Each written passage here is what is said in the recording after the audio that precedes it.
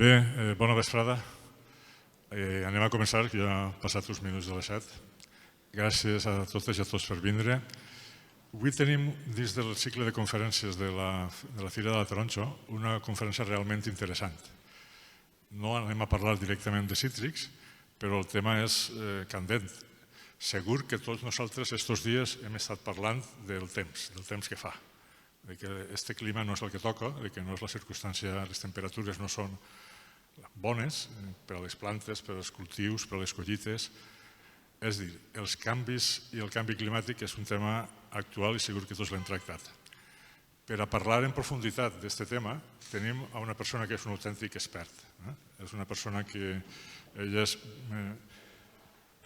Alberto Fraguas, ell és biòleg de formació, ha estat més de 35 anys com a assessor de temes de medi ambient, és un expert en temes d'avaluació d'impacte ambiental, ha estat assessor del Ministeri de Medi Ambient en temes ambientals, ha format part de diverses empreses dedicades a la gestió ambiental, és també membre actiu d'associacions com ATAC o com Green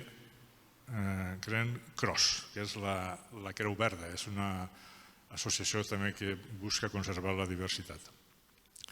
Va fer la intervenció sentat, després farem un torn de paraules. No vaig a dir molt més d'ell, ya le donem pas para que parle. Alberto, bienvenido a Carquixent, gracias por estar con nosotros. Nos gustará, seguro que disfrutamos de tu intervención. Yo voy a estar bajo moderándote el tiempo y después intentaremos dar un turno de palabras, ¿de acuerdo? Gracias.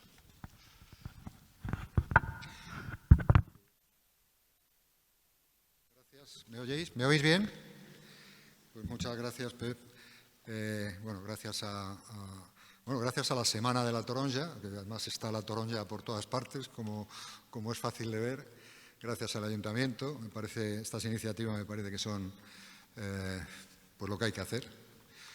Gracias a vosotros, por supuesto. Yo, como veis, no traigo ninguna presentación en PowerPoint. Yo últimamente los PowerPoint los carga el diablo. A mí me gustaría hablaros de alguna impresión que yo he tenido. Tener en cuenta que yo empecé a trabajar hace 40 años, entonces de alguna forma uno ya tiene la perspectiva de la política, cómo ha ido evolucionando la política ambiental en este país, ¿no? Entonces os voy a contar cosas, ¿no? Datos. Yo procedo digamos, por formación, soy biólogo, como ha comentado Pep. Digamos, mi forma de ver la vida y la lucha ambiental tiene bastante que ver con la ciencia y con la técnica, y también sabiendo que tiene problemas la ciencia y la técnica, ¿no? Yo hay dos cuestiones que siempre hablo y que me gustaría que pensáramos todos juntos de lo que implica, ¿no? Hay una cuestión que para mí es clave, en tanto que los recursos naturales son bienes comunes, son generadores de derechos. Los bienes comunes son generadores de derechos. ¿Eso qué quiere decir? Hay consolidado el derecho al agua, ahora lo veremos, desde 2010. No sé si sabéis que Naciones Unidas en el año 22 declaró el medio ambiente sano como un derecho humano. Muchas veces se desconoce eso. Según Naciones Unidas, el medio ambiente es un derecho. Otra cuestión que yo creo que es básica y que va a estar un poco yendo y viniendo de la charla que os voy a dar, y que espero no aburriros mucho, es la relación entre economía y ecología, ¿no?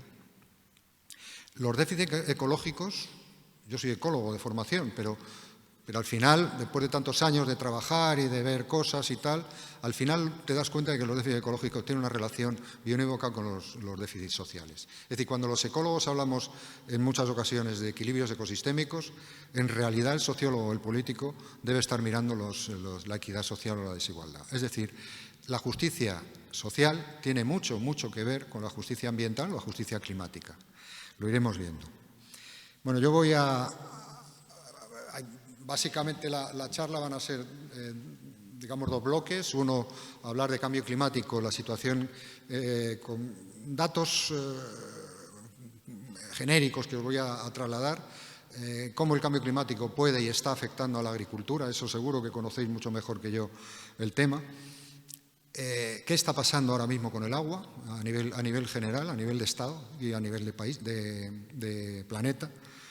Y sí, me gustaría al final hacer unas reflexiones particulares, obviamente, muy personales mías, de por qué creo que ocurre lo que está ocurriendo y lleva ocurriendo unos años, ¿no? Yo no suelo ser, quizá por formación científico, melodramático, ¿no? Ni soy catastrofista, estas cosas, ¿no? Os voy a dar datos y que cada cual piense lo que considere oportuno. Ahora bien, la situación, sin ser melodramático, la situación no es perfecta, ¿eh? Tenemos gravísimos problemas. Bueno, ya sabéis, se habla de cambio climático. El cambio climático está aquí desde hace bastantes años. Yo recuerdo, y lo suelo comentar porque ya ha muerto, pero un amigo mío que era glaciólogo, Adolfo Eraso, era un personaje, ¿no? Porque era un tipo que en noviembre iba con camiseta porque iba a los glaciares, o sea, era una persona muy particular. Adolfo, en el 1992, que fue cuando hicimos el primer congreso de medio ambiente, que yo le invité, ya me dijo: Alberto, está pasando algo en los glaciares. Está pasando que cada vez que voy, esto no es lo mismo. Hay problemas graves con esto. Adolfo, montamos una asociación que se llama PROMA, Asociación de Medio Ambiente, intentamos llevar la idea el riesgo y la preocupación a los poderes y tal, y quitando algún grupo ecologista, no todos, por cierto, pero algún grupo ecologista, los poderes, fundamentalmente asesorados por meteorólogos, dijeron que no, que eso era una locura. No era una locura. Se ha intentado paralizar la locura o el concepto de locura. Ahora el retardismo, todas las negaciones que hay del cambio climático, eso me parece absurdo, ¿no? Eso son situaciones que cada cual lo vive como quiera vivirlo a nivel político. Hay una realidad que es evidente, es que el cambio climático está aquí desde hace 40, 50 años, ¿no? Y el cambio climático se conoció en los años 50, no es una cosa que hemos conocido ahora, ¿no? Eso quiero que también lo tengáis claro. Obviamente, voy a relatar muy rápido porque son problemas que todos sabemos y que de alguna forma, pero que es importante tenerlo en cuenta. Hay problemas, cuando hablo de cambio climático a nivel global, hay problemas de la salud, los choques de calor que a veces lo vivimos de una forma en Europa y otras veces se vive de otra forma fuera de Europa, son un problema tremendo. En la OMS está previendo del orden de... Estos datos siempre son muy genéricos, tomarlos con pinzas porque hay veces en que se contradicen y tal, pero yo siempre digo que crean una tendencia, es decir, que a lo mejor lo que os voy a decir, la OMS está planteando el orden de 250.000 muertos que vaya a haber entre 2030 y 2050. A lo mejor no son 250, a lo mejor son 50, o a lo mejor son 20. El problema es que va a haber muertes por cambio climático. El problema es que ahí crean tendencias y efectivamente hay problemas de salud incentivados, problemas infecciosos, hay problemas neurológicos derivados por los incrementos de temperatura, como algún colega que estoy mirando seguramente conoce, etcétera, ¿no? Es decir, el cambio climático está provocando unos problemas que a veces conocemos y otras veces no conocemos, y su relación a veces no es directa, ¿no? Obviamente con la biodiversidad, lo estamos viendo permanentemente. Yo desde hace muchos años que cuando bajo al campo y estoy viendo cómo los movimientos de las especies y tal han cambiado. Desde hace años, no es de ahora. Han cambiado las distribuciones, han cambiado está cambiando, por ejemplo, hay una afección muy importante que está preocupando mucho y es el incremento de calor en la calidad y cantidad del polen, ¿no? Ya no solamente con la abeja, sino en general con el polen, ¿no? Problemas de incremento de temperatura. Ahora, ayer o anteayer estaba viendo que vamos a tener problemas porque el incremento de temperatura está provocando que no haya un crecimiento suficiente de determinados mariscos, que son mariscos navideños y son paradigmáticos en esta época, pues a lo mejor con el cambio climático va a haber problemas con esto, ¿no? Obviamente la acidificación de los océanos, sabéis que el cambio climático, el CO2 acidifica los océanos, todos los problemas que está habiendo con los corales, es un problema no solamente de coral ecológico, es un problema económico para muchas poblaciones que viven de la pesca en todos los atolones de coral, ¿no? Problemas económicos no me voy a extender. El tema de las inundaciones, Aquí tenemos las que tenemos, pero si asomáis un poquito por ahí, en Pakistán, en diferentes países, sobre todo en Asia o en Latinoamérica, los problemas de eventos extremos son brutales, inundaciones permanentes y tal, ¿no? Inundaciones que antes había, seguramente, a lo mejor no todas, pero antes había. El problema que se está constatando es que estas inundaciones y en general los eventos extremos son cada vez más graves, son cada vez más cercanos, se dan con más habitualmente y cada vez con más gravedad. Hay una cosa que, ahora que estamos aquí y que no nos oye casi nadie, los expertos, yo he conocido muchos expertos, yo no me considero un experto en cambio climático, yo soy un ecólogo que mira cosas, analiza cosas y tal, ¿no? Pero sí hay gente que son expertos que modelizan el cambio climático y van modelizando el cambio climático, yo conozco algunos. Casi todos los expertos con que podáis hablar os va a decir que todos los modelos que se estaban aplicando hace 10, 15 años, la realidad se los ha pasado por encima, casi todos.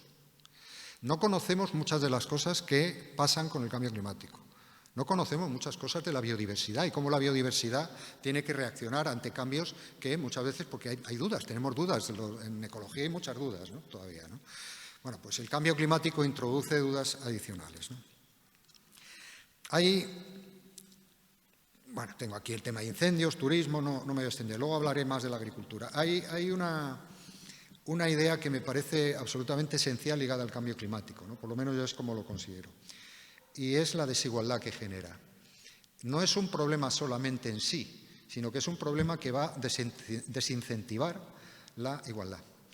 De hecho, tengo aquí unos datos de Oxfam, Intermon Oxfam. En 2019, el 1% más rico de la población mundial generó el 16% de las emisiones de carbono a nivel global. Es decir, que ya de principio el cambio climático está provocado por élites económicas que son las que manejan ahora mismo la coyuntura económica. Bueno, esto es una realidad que implica también que el norte es emisor y el sur es el receptor de los problemas, una desigualdad que se está dando cada vez más. Hay una desigualdad de género, la mujer va a sufrir y está sufriendo más el problema del cambio climático, sobre todo en países como África, o continentes como África o Asia, por la gestión del agua. Hay un problema de desigualdad con la propia edad, ¿no? Es decir, la gente mayor tiene golpes de calor mucho más agudos que la gente joven. Es decir, que el cambio climático lo que está provocando es incentivar las desigualdades que existen. Y eso se da también en otros patrones, ¿no?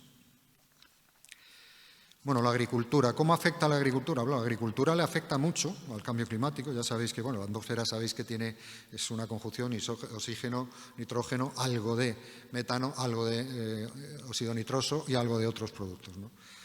El metano y óxido nitroso es la ganadería, claro, estos gases se han mantenido en equilibrio y gracias a que se han mantenido en equilibrio hay vida en la Tierra, si no estaríamos a menos 20 o menos 30 grados, ¿no? El problema ha sido que se ha roto el desequilibrio. A la agricultura incide de una forma importante, ¿no? En términos, grosso modo, estamos hablando del orden de, en agricultura, aquí hay datos, he hecho una media más o menos porque depende de las fuentes, pero en general, porque el IPCC el panel de expertos tiene unos datos, luego esos datos han sido revisados, pero da igual. En definitiva, estamos hablando de que la agricultura contribuye entre un 12% a un 30% si incluyes la deforestación, los cambios de uso del suelo y tal. Entonces, estamos hablando de una media de un 22% de emisión de gases de efecto invernadero. Es decir, es uno de los elementos más emisores de gases de efecto invernadero que existen, ¿no? Por supuesto, la obtención y proceso de energía, etcétera, ¿no? El transporte estamos en el 14%, la vivienda en el 12%, la industria el 17%. Por cierto, ¿sabéis cuánto genera la digitalización? El 3,5%, tanto como la aviación. O sea que la aviación, chungo, pero la digitalización le va detrás, ¿eh? El consumo es tanto como la aviación. Para que estas cosas queda mal decirlas, ¿no? Porque dices, hostia, estamos en la época de la digitalización, ¿no? En fin, la agricultura tiene unos efectos muy importantes para la generación de gases de efecto invernadero. Es obvio, vosotros lo conocéis quizá mejor que yo, es decir, el carbono está acumulado, el suelo es un reservorio de carbono, cualquier actividad que libere por laboreo, por lo que sea, ese carbono, evidentemente se emite en forma de CO2 y provoca los problemas también de cambio climático. La maquinaria, la fabricación de fertilizantes. La fabricación de fertilizantes es un cúmulo de generación de óxido de nitroso, ¿no? Es decir, el óxido de nitroso es uno de los gases de mayor potencialidad de efecto invernadero. O sea, tenemos tres gases que son los tres gases yuyu, que es el CO2, el metano, el CH4 y el óxido de nitroso. Bueno, la afección en la agricultura, insisto, vosotros lo conocéis mejor que yo seguramente. Hay el aumento de temperatura, y además lo estaréis viendo vosotros permanentemente, supongo, ¿no? El aumento de temperatura provoca una mayor actividad en las plantas, estrés térmico de la propia planta y disminuye los rendimientos, ¿no? El aumento de plagas se está dando, claro, el aumento de plagas al tener periodos de verano más amplios, los patógenos extienden esa actividad en esos periodos, ¿no? Problemas en la floración a veces se abren antes la planta, la flor sin insectos y hay problemas en la propia polinización, ¿no? O las heladas que estáis viendo con la flor, etcétera, ¿no? Las inundaciones por la variación de precipitaciones que se están dando, pues son los siniestros, pues no sé, yo tenía aquí unos datos, estamos hablando del coste que pueda tener del 15, el 20 o el total, ¿no? De la cosecha, ¿no? En un momento determinado, ¿no? Por inundaciones. Aumento de sequía, estamos en una sequía recurrente, llevamos mucho tiempo ya. Los problemas de erosión, las grandes tormentas, los arrastres que provocan, claro, eso elimina la materia orgánica del suelo y otros problemas que nos estamos encontrando son áreas de cultivo cercano a costa. La costa pues son zonas que están siendo inundadas. Estoy hablando en general en el planeta, no solamente en España, ¿no? Que ha habido algunos casos, ¿no? O cada vez más la sobreexplotación de los acuíferos ha provocado el intrusismo de salino en cultivos cercanos a costa, ¿no? Según la FAO, yo tengo un informe de la FAO que el que quiera se lo puedo pasar. En la zona mediterránea es la zona con más niveles de riesgo. Tiene solamente el riesgo medio que me da es la disminución de la producción de los cultivos, ¿no? El resto riesgo es muy alto. Es decir, estamos en una situación para la agricultura muy complicada. Y esto, en términos de seguridad alimentaria, pues tiene muchas implicaciones, claro. Tiene una implicación de que va a aumentar el hambre o hay graves problemas porque está incrementándose el hambre con la malnutrición. La malnutrición, si lo unes con los problemas de salud que pueden provocar los problemas de sequía, pues evidentemente tenemos ahí un grave problema. La malaria se está extendiendo por cuestiones de cambio climático a unos niveles que no se conocían hasta ahora, la malaria, que se supone que era una enfermedad que estaba más o menos controlada, ¿no? Pero hay una cuestión, que esto lo estaba hablando ahora con algún compañero, y esto es una cuestión que tenemos que pensar, ¿no? La agricultura, muy mala. Pero la agricultura es parte de la solución. Y no lo digo porque esté aquí rodeado de agricultores, lo digo porque es así. Es decir, si el 30%, más o menos el 30% es de generación de CO2, pero el 40% del manejo de biomasa es de agricultores, de silvicultores y de ganaderos. Es decir, quien sabe cómo funciona y cómo se puede y dónde se debe llegar con la biomasa, sois vosotros, ¿no?, la que está gestionando. Hombre, a lo mejor una agricultura diferente. A lo mejor hay que hacer algún cambio, una agricultura que se oriente hacia lo que ahora dicen los cursis, resiliencia del cambio climático, a adaptarse al cambio climático. Una agricultura pues, que ayude a fijar el carbono y no lo eche, que haga mayor la absorción del efecto sumidero de CO2, que no emita CO2 por deforestación o por técnicas agroforestales. La deforestación es brutal en efectos de emisión de CO2, ¿no? Si el 70% más o menos, el 70% de las tierras agrarias son para ganadería, pues hombre, habrá que hacer algo con los pastos, ¿no? Los pastos pueden ser un elemento de resiliencia contra el cambio climático. que no haya sobrepastoreo. Evidentemente hay formas de hacer las cosas. Lo que quiero decir es que en muchas ocasiones, vosotros quizá también lo conocéis mejor que yo, se han puesto en marcha medidas agroambientales donde la agricultura ha compaginado. Nosotros en muchos proyectos lo poníamos como una condición. Para muchos aeropuertos, cuando hacías el estudio de impacto ambiental, una de las condiciones era poner en marcha medidas agroambientales, ¿no?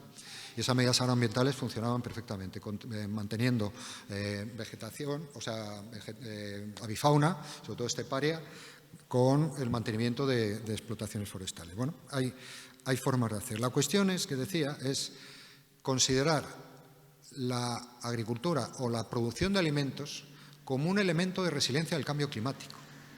Es decir, no como un aspecto que está luchando, ahora hablaré de agua, y ahí tenemos un problema, sino como un elemento que está ahí, que variando su forma de hacer, se puede convertir en un elemento básico para la lucha contra el cambio climático. Por ejemplo, más o menos, y sé lo que digo, como pasaba hace unos años, se lo comentaba también a Pepa ahora, pasaba con las energías renovables. Hace 20 años las energías renovables era mentira. A mí me decían que era mentira. Ahora las energías renovables se han convertido en unos elementos centrales de la lucha contra el cambio climático. Bueno, pues a lo mejor la agricultura tiene que empezar a virar hacia una agricultura un poco más ecológica. No sé cómo llamarla, porque hay muchas formas de llamarla. A mí me gusta llamar la agricultura ecológica, que es quizá como lo hayamos llamado históricamente. Una agricultura diferente que cuide el suelo, que cuide el agua, que cuide el medio ambiente, que cuide la biodiversidad. Y esa agricultura existe. De hecho, cada vez existe más. Y debe existir más porque las grandes empresas, algunas son amigos míos, Agbar, por ejemplo, tengo unos íntimos amigos en Agbar que han virado clarísimamente. Agbar era una empresa de agua, Agbar era Aguas de Barcelona, que ahora es Vivendi, es una empresa francesa, la ha comprado una francesa. Agbar se ha dedicado históricamente a hacer gestión de concesión privada de agua, ¿no? Y lleva varios años trabajando en los temas agrícolas, porque saben que por ahí están los tiros. El 80% del consumo de agua ya sabéis que es para agricultura, el 80%. El problema del agua no está en el agua de boca, el problema del agua está en qué hacemos con el agua para la agricultura. Y depende de qué agricultura. Por tanto, la consideración de entender la agricultura como un elemento de lucha para el cambio climático, yo creo que es una cosa importante, porque en base a esa consideración podrá o no empezar a financiarse de una forma seria, y digo seria mucho más de la PAC, con independencia de opiniones que tengamos de la PAC, de una forma mucho más seria, porque dinero hay, sobre todo cuando hay que luchar contra el cambio climático, aflora el dinero que para qué las prisas, ¿eh? No tenemos más que ver los proyectos de hidrógeno, los proyectos de renovables que hay, etcétera, etcétera, etcétera, ¿no? Bueno, problema del agua. Este es sencillo. Mirar, yo participé hace 15 años, más o menos, en unos estudios que hicimos para el CEDES. El CEDES era ¿me oís bien, no? Más o menos. El CEDES era el Centro de Experimentación de Aguas Públicas, un organismo de investigación ligado al Ministerio de Obras Públicas o de Industria, yo no me acuerdo, de Obras Públicas me parece que era. Los datos que estábamos manejando hace 15 años eran que los descensos de precipitaciones que se iban a dar eran el 2020 un 3%, 2060 un 8%, 2080 un 12%. Los últimos datos que tenemos ahora mismo de reducción de precipitaciones del año 2020 son del 7%. Es decir, las previsiones, los modelos que decía antes, se han duplicado. Obviamente el descenso de precipitaciones, el aumento de la evapotranspiración está provocando que haya mucho menos agua, pero mucho menos. En los caudales, claro, depende aquí los datos de dónde te vienen, porque hay universidades, hay centros de investigación. Al final puedes hacer una media con todo esto y da igual, porque ya digo, lo importante son las directrices que está tomando, y estaremos hablando de un 15%. En estos últimos 15 años, un 15% menos de precipitaciones sí que ha habido, ¿no? En España hay del orden de 17 millones de hectáreas de cultivo, de las cuales el 77, el 80% es secano. secanos que han sufrido de una forma, vosotros, insisto, lo conocéis mejor que yo, brutal. El trigo en algunas zonas se ha ido, etcétera. Bueno, esto ha generado la idea de que, claro, al final la agricultura, esta agricultura que teníamos en la cabeza de nosotros, lo que yo leía, vosotros estáis más en pie de calle, pero más en pie rural, pero esta agricultura de sol, agua permanente y costes baratos, me atrevería a decir, ha desaparecido. Ya eso no existe. Esa agricultura es la que había y hace tiempo que no existe. Se ha ido manejando, pero se ha ido manteniendo, pero es una agricultura que seguramente va a ir al fracaso. Va a ir al fracaso porque no va a haber agua. Y la forma de gestionar esa agricultura va a haber que gestionarla con los cuidados que decía antes, cuidado con el agua, cuidado con el suelo, cuidado con la biodiversidad. Es otra agricultura. Eso tiene que ser consciente las administraciones, es consciente los ministerios, las comunidades autónomas, es consciente de que por aquí van los tiros, pero no nos ponemos las pilas. ¿Por qué no nos ponemos las pilas? No lo sé, pero se ha invertido, el Ministerio de Agricultura ha invertido muchísimo en modernización de regadíos, muchísimo. La modernización fundamentalmente estaba enfocada para reducir o racionalizar el consumo de agua. Lo que se ha dado, y hay varios estudios que lo han verificado, es lo que se llama el efecto Jevons, es decir, el efecto de dominó. Ese agua que se ha ahorrado en la modernización ha generado nuevos regadíos. Es decir, se está utilizando cada vez más agua. La modernización ha generado una profesionalización brutal, brutal en lo positivo, es decir, una mayor profesionalización en general, ¿no? de los regadíos, ¿no? Estamos hablando de regadíos, ahora mismo tenemos del orden de los 3,86.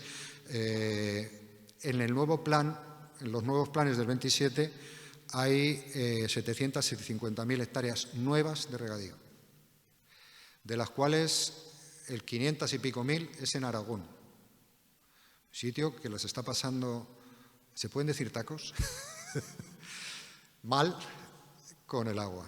Pues hay 500.000 de hectáreas nuevas de regadío. No sé de dónde van a sacar las aguas. Unos planes hidrológicos aprobados hace poco y han salido así. No se va a cumplir.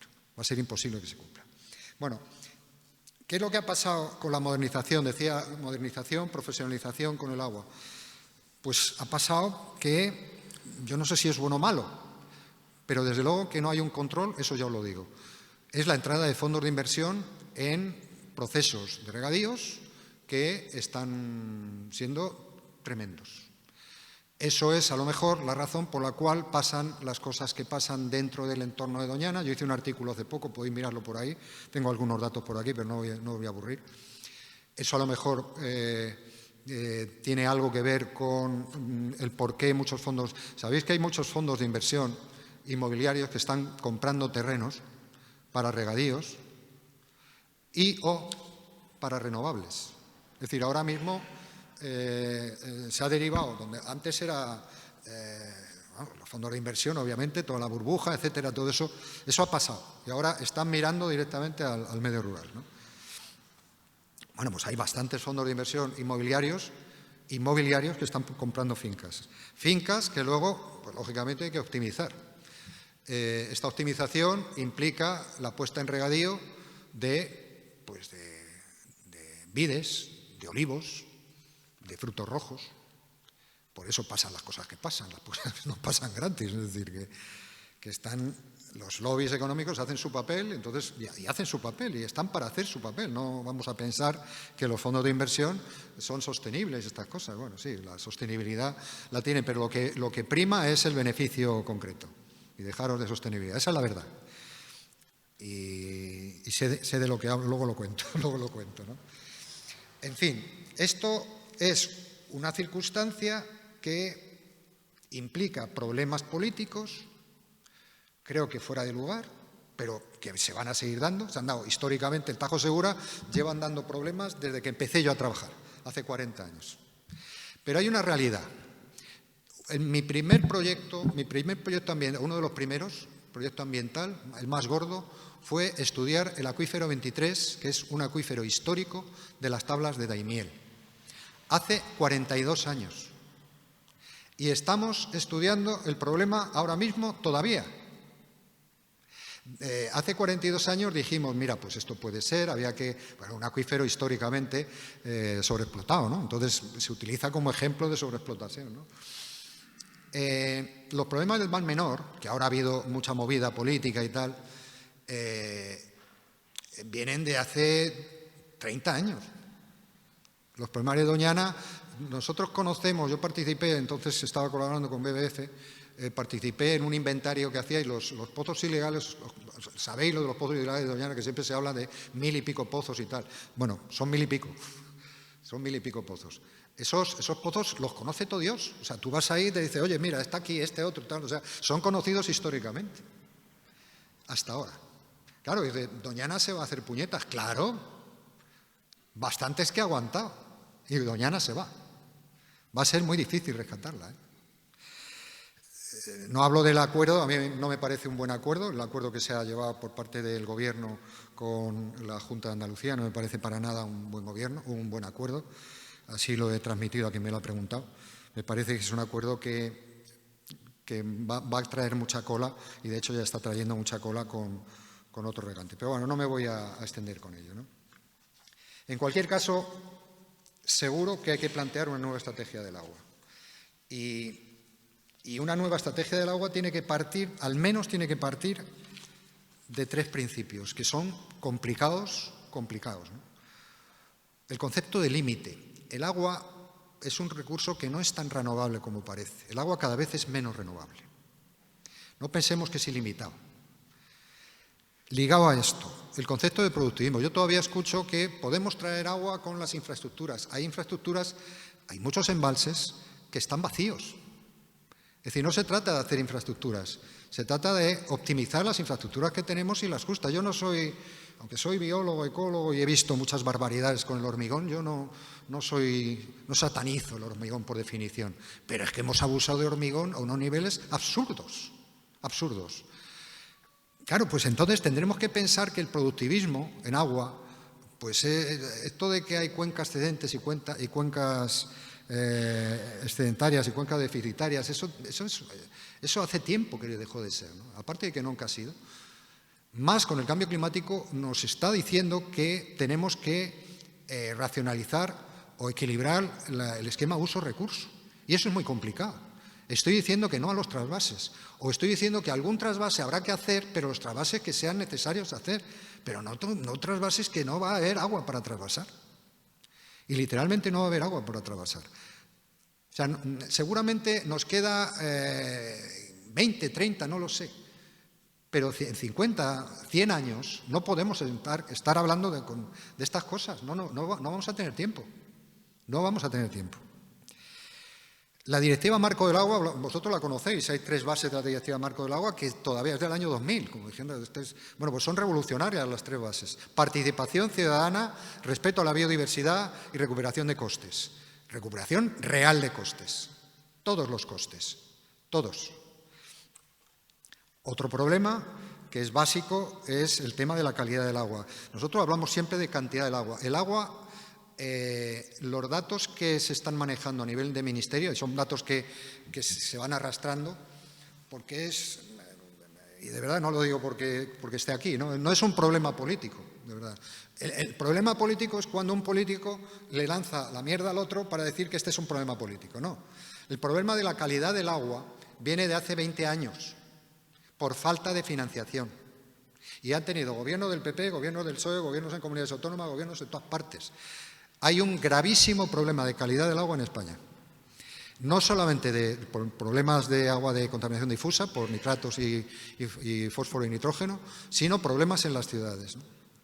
Claro, si estamos planteando, como llevamos mucho tiempo planteando, la regeneración de agua, la reutilización de agua, muchos para cultivos que ya se están haciendo en muchos sitios, tendremos que optimizar la calidad del agua. Y eso implica financiación.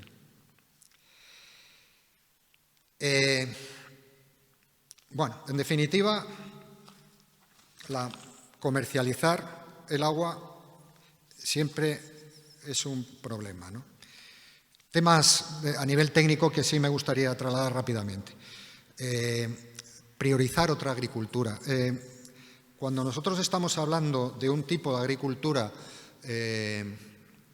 ligada a las grandes industrias, estamos hablando de una agricultura que ahora llamamos agroindustria y que no tiene nada que ver con otro tipo de agricultura. Y la agroindustria realmente es la que provoca más problemas de cambio climático y la que veo que va a ser más difícil que se adapte a los nuevos criterios que se marquen como elementos de resiliencia del cambio climático.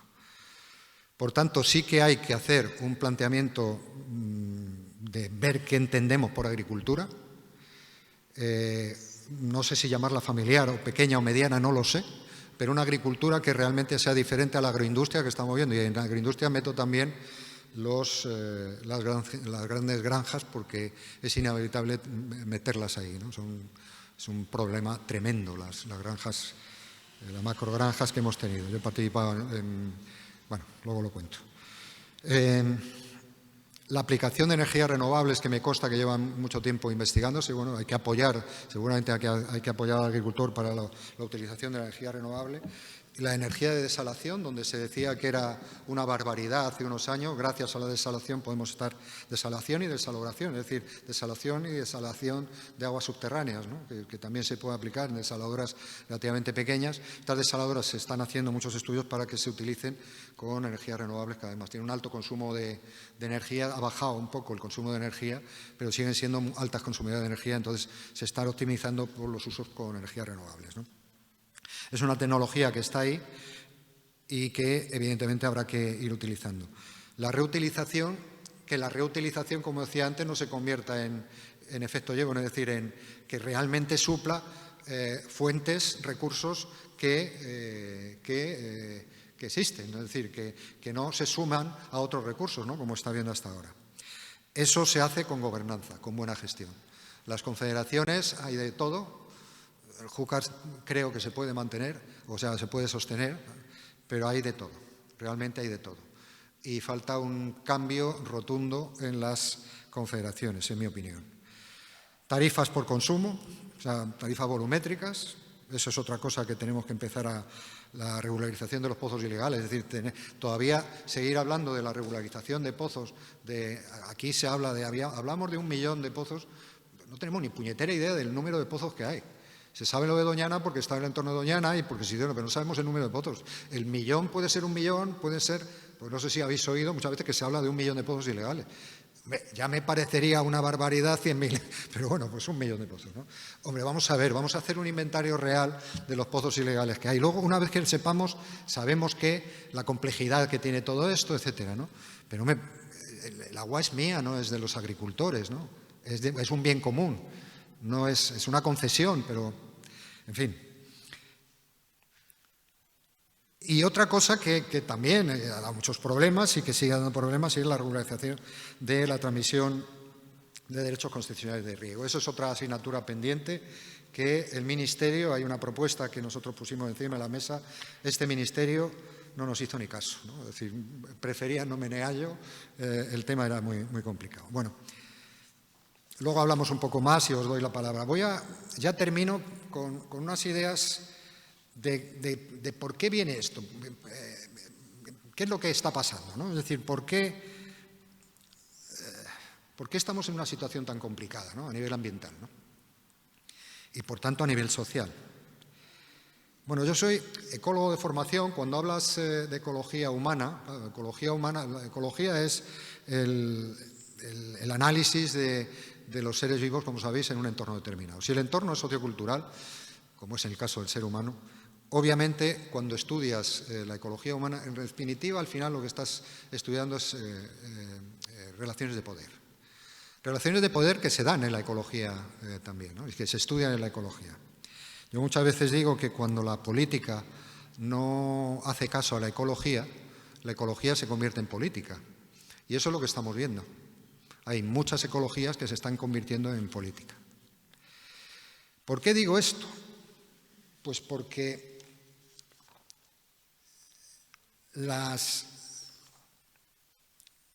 A ver, voy a intentar recortar porque si no me vais a tirar al pilón, ¿no?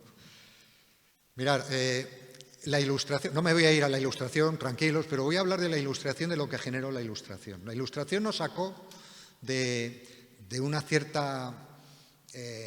cierto concepto de del oscurantismo, de la creencia por la creencia, el dogma por el dogma. Empezó a verse la luz, la ilustración, pero los ilustrados, que hicieron cosas muy buenas, no tenían ni idea de ecología, tampoco de antropología. El caso es que se generó Hobbes. Hobbes es el autor de El hombre es un lobo para el hombre, a recordar, el hombre es un lobo para el hombre, ¿no? Hostia, Hobbes, y se quedó tan a gusto, ¿no?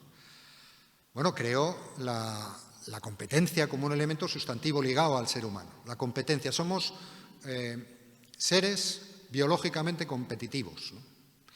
Bueno, eso, al margen de que es muy cuestionable desde el punto de vista antropológico, de hecho hay otros antropólogos que están estudiando qué fue la cooperación y fue el altruismo lo que generó, pero bueno, no voy a entrar ahí, pero en cualquier caso eso sí es cierto que nos consideramos que somos el centro del universo, somos la especie elegida, somos los que tenemos la competencia y tenemos que ir creciendo permanentemente. Y se genera el productivismo.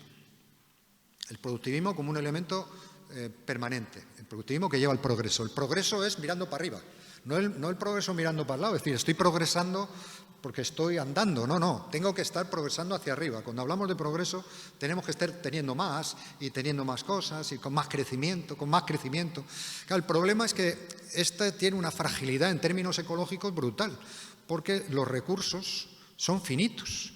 Nosotros no podemos seguir creciendo infinitamente en un planeta de recursos finitos. Y eso es una cuestión que tenemos que tener muy en cuenta, y a lo mejor hay que cambiar el propio concepto de progreso, porque cuando se avanza por un camino que es el equivocado, lo que menos interesa es progresar en él, ¿no? Bueno, ahí estamos.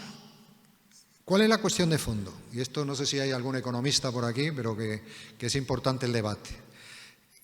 ¿Qué es antes, la economía o la ecología? La ecología, la relación de los oikos, oikos nomos, oikos logos. ¿Quién integra a quién? Hasta ahora, la ecología ha sido un elemento, muchas veces se dice, no hay economía sin ecología, se ha dicho y se sigue diciendo. Bueno, la cuestión es ¿qué economía? Porque en realidad, si nos ponemos a pensar, la economía es un subsistema de la ecología. La economía gestiona lo que la ecología, digamos la ecología como un elemento más global, ¿no? Esto tiene su función, porque tiene su importancia, porque cuando hablamos de que la economía tiene que estar dentro de la ecología y tal, cuando hablamos qué tipo de economía, no puede ser una economía que esté sobreexplotando los recursos, porque es una economía falsa, es una economía que va al fracaso, ¿no?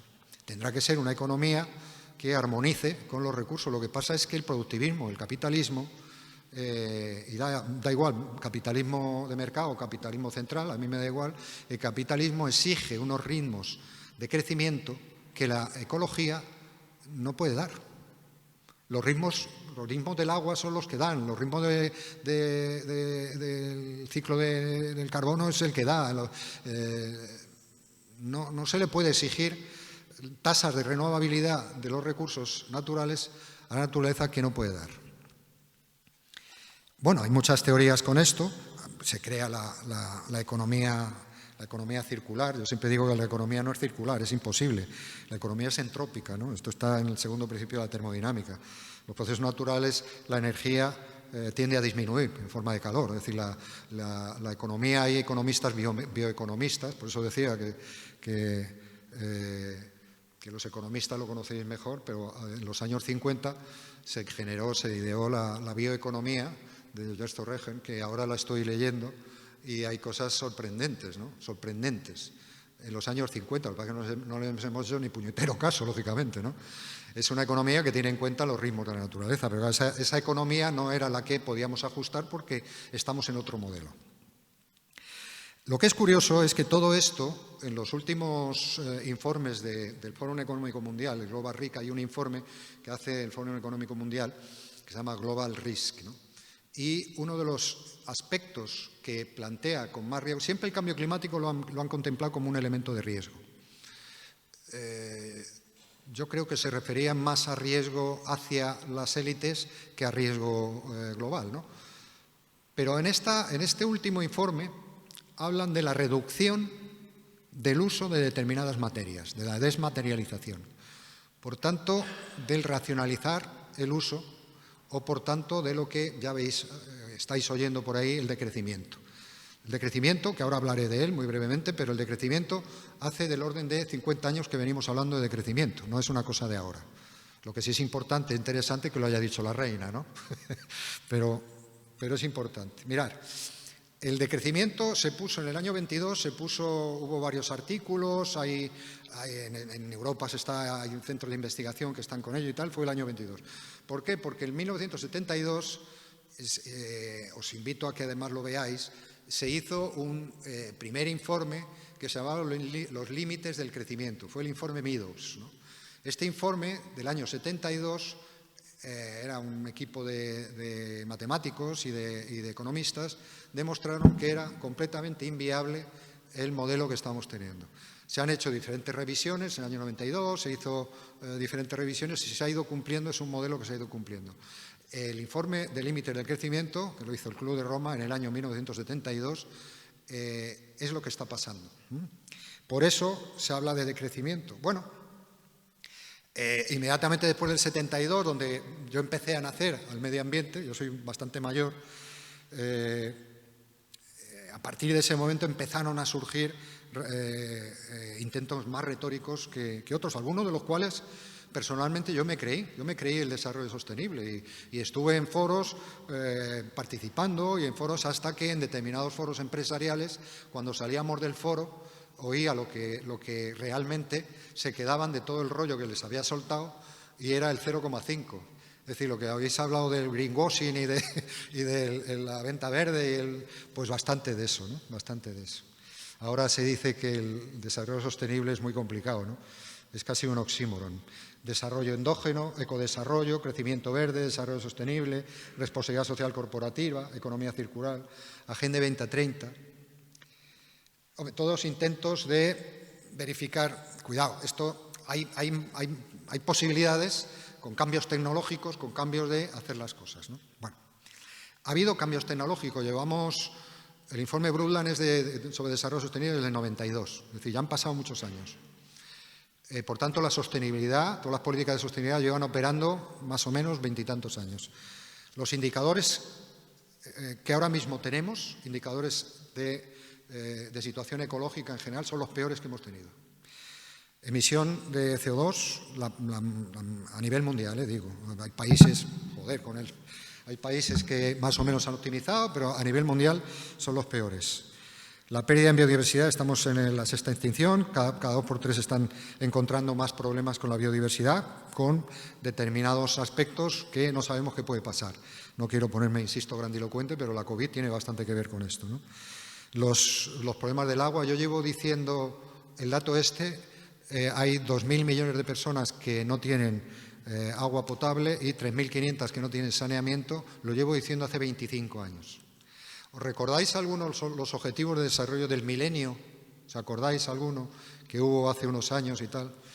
Bueno, pues esos objetivos de desarrollo del milenio se han incumplido constantemente.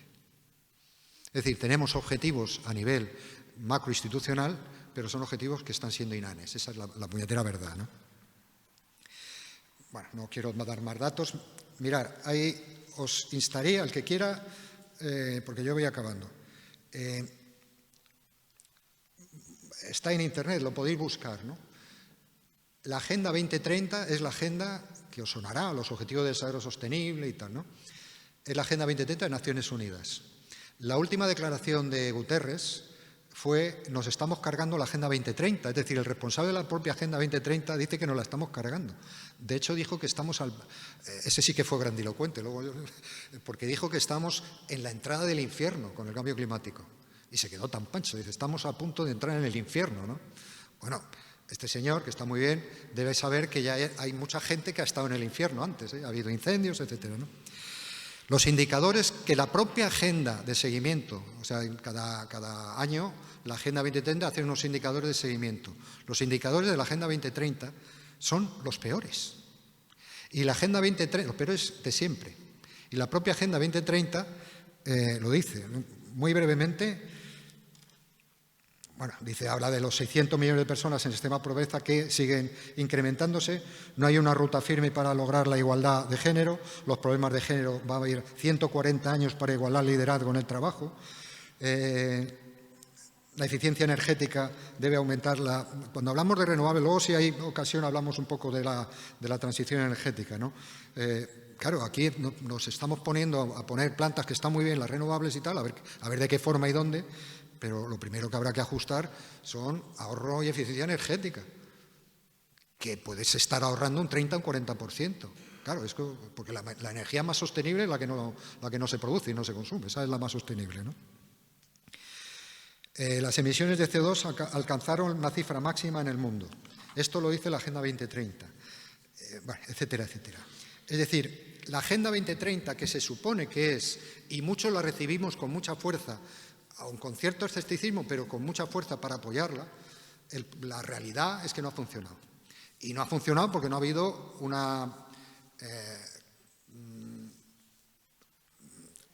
¿cómo decir?, un cambio de modelo suficiente al que la Agenda 2030 exigía. No que la Agenda 2030 contempla el crecimiento económico, ¿no? Lógicamente, ahora lo veré, pero el problema es que todas las bondades maravillosas de la Agenda 2030 pues han carecido de aplicación en los países, aplicación a las políticas concretas de los diferentes países y de financiación. Si no hay pasta, no hay posibilidad de hacer política y no hay forma de cambiar la realidad social, ¿no? Bien, ante esta situación siempre hay tres elementos. Ya termino, Pep, ya termino. Grosso modo, el crecimiento verde, lo digo para que os suene, porque además esto cada vez se va a hablar más de ello, ¿no? El crecimiento verde. Hay un crecimiento, sí es posible seguir manteniéndose el crecimiento como paradigma. El tema es aplicar la tecnología va a estar cada vez optimizándose más y ahí vamos, ¿no? Esto es cuando se decía que el cambio climático, esto lo he oído yo muchísimas veces, es una oportunidad de negocio para diferentes empresas, diferentes países, diferentes opciones, ¿no? Yo no digo que sea malo, digo que los resultados han sido nefastos. O sea, no hago valoraciones morales, ¿no? Yo tengo las mías, ¿no? Ni ideológicas siquiera. Lo que digo es que los resultados han sido muy malos. Y ahora se llama de tecnoilusionismo, el confiar en la tecnología. Yo recuerdo cuántos años, algunos que por aquí calzamos años, ¿cuántos años llevamos hablando de la tecnología de fusión? Hace 40 años, 50 años. Ahora se está planteando el hidrógeno como un paradigma. El hidrógeno va a tener graves... Yo no soy un tecnólogo, luego no en hidrógeno, pero no soy imbécil y sé leer. Y los problemas de captación de hidrógeno, la energía, los rendimientos que ahora mismo tiene el hidrógeno son brutales. Es decir, los rendimientos son muy bajos, ¿no? Pero está ahí. Es decir, eso que le quitan lo bailado a todos los miles de millones de dinero del Next Generation que está yendo a las grandes empresas para investigar el hidrógeno. Ojalá funcione, pero de momento está ahí, ¿no? Es decir, que tal y como está el patio ahora mismo, jugar con que las tecnologías nos van a salvar cuando hay tecnologías que son dudosas en un momento donde la crisis global es cada vez más complicada, me parece bastante pueril, ¿no? Hay otra visión, que es una visión un poco más reformista, que es la que podría ser proviene del Pacto Verde Europeo y del Pacto Verde Americano. Es decir, el crecimiento sí se puede mantener, pero otro tipo de crecimiento. Ahí viene el Green New Deal, vienen los fondos Next Generation, y bueno, es interesante, ¿no? Hay un debate del movimiento ambientalista que apoya esta situación, ¿no? Yo tengo unas dudas, quizá por viejo, y es que muchas de las cosas que se están planteando con el Green New Deal y el Pacto Verde ya pasó con la sostenibilidad. Y los resultados, ya he dicho que no son muy buenos, ¿no? ¿Sirve para ir generando hegemonías? Bueno, para que la gente vea que las políticas ambientales pueden ser factibles. Quizás sí. Pero a mí me da miedo una cosa que además lo he comprobado y que he dejado de trabajar, primero por años, segundo porque ya no tenía más ganas de aguantar historias, ¿no? Y es que hay tecnologías sostenibles que tienen unos impactos que son insostenibles. Cuidadito con eso. Porque hay tecnologías que pueden obedecer a una política más o menos de la sostenibilidad, pero que tienen unos impactos que no son defendibles, ¿no? Por ejemplo, hay algunas energías renovables, ¿no? Hay otra visión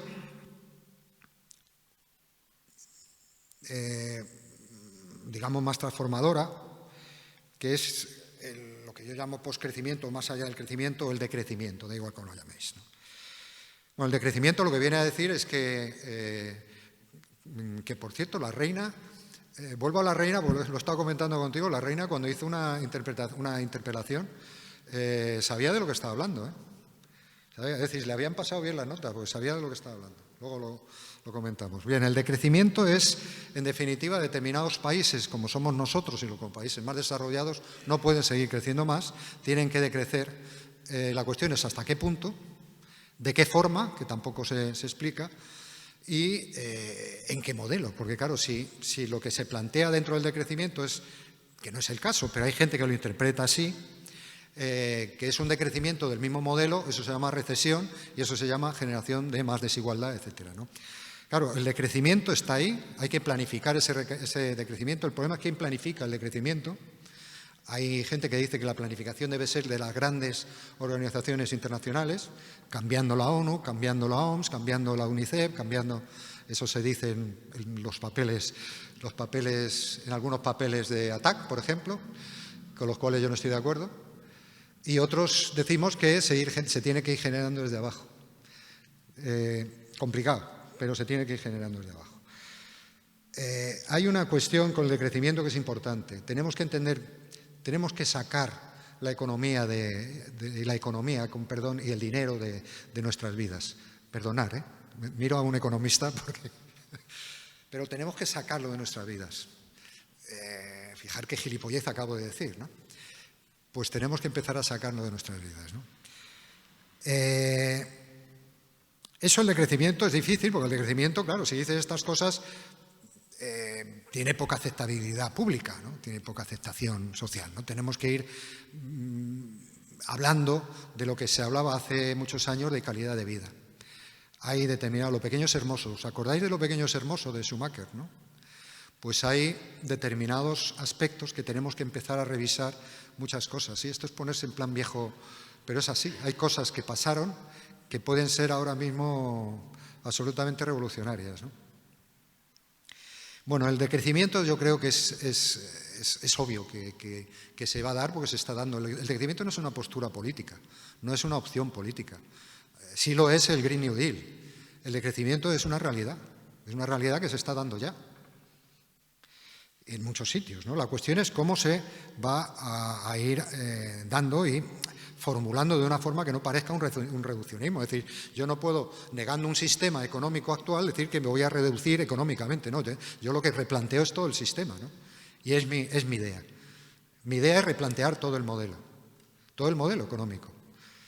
En eso, yo sigo a profesores de economía, algunos ecólogos y a mí mismo de vez en cuando, es redefinir la forma de estar en el planeta. Y eso habrá que ir haciéndolo poco a poco. Este discurso, yo no creo que haya una hoja de ruta para cambiar ya y salir de aquí todo y decir, no, mira, para ser más felices y ser más sostenibles tenemos que hacer esto y esto. No, eso no. El capitalismo, el productivismo lleva funcionando 200 años, pues bueno, vamos a darnos un poco más de tiempo. El problema es que el cambio climático nos ha cortado las fechas, ¿eh?